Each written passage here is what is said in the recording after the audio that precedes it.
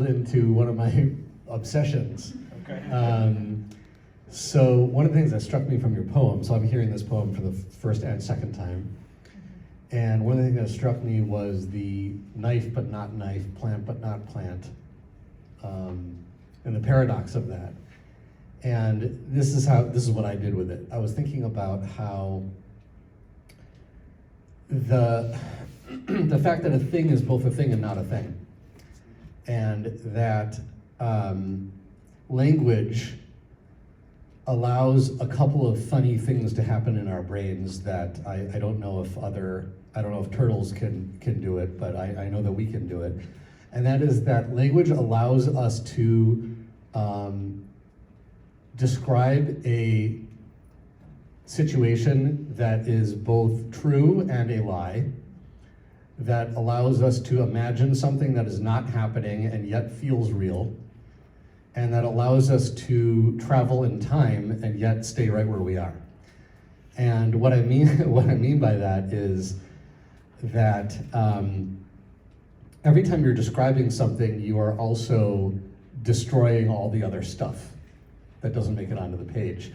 But for the reader, they're schlucking up into their readership experience all these associations and memories and other things. They're having this kind of ghost phantom memory experience. The time that I saw a tarantula in Israel and saw it scuttling on the road, and I was like, was that a tarantula? Not tarantula. I remember the first kitchen knife that I bought at the shuk in Israel, but it's not here, but it's here. These things are, in my mind, their imagination, they're real, but they're not real, but they're real. And to bring that home in a way, what I would like to suggest is that storytelling is perched in this precarious balance between lie and truth.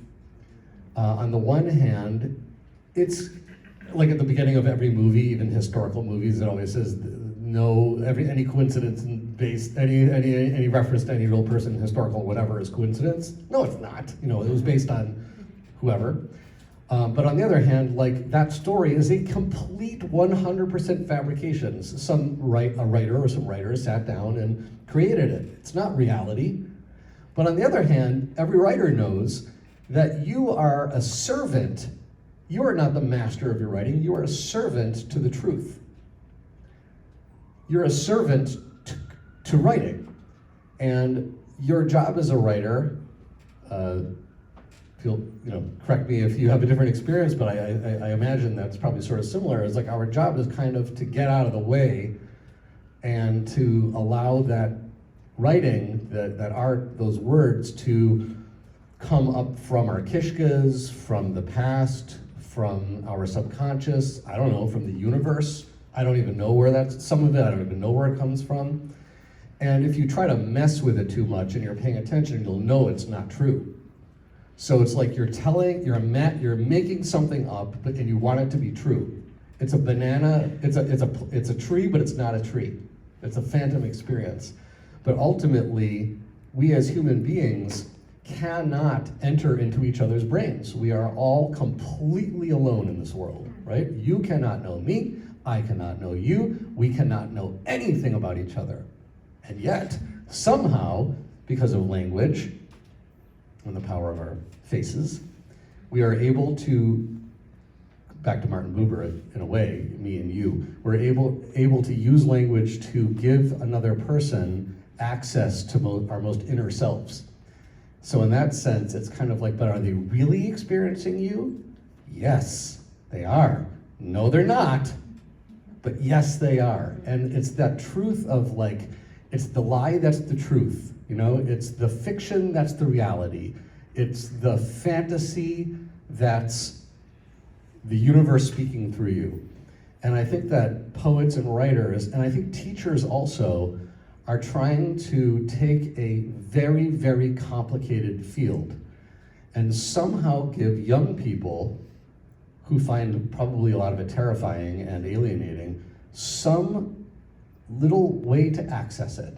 And so we use stories, the one you told, And then we create stories in our classroom as we unfold our little dramas. You know, our lesson plans are these little dramatic experiences, like wow, like really wow, like you've really never heard that before?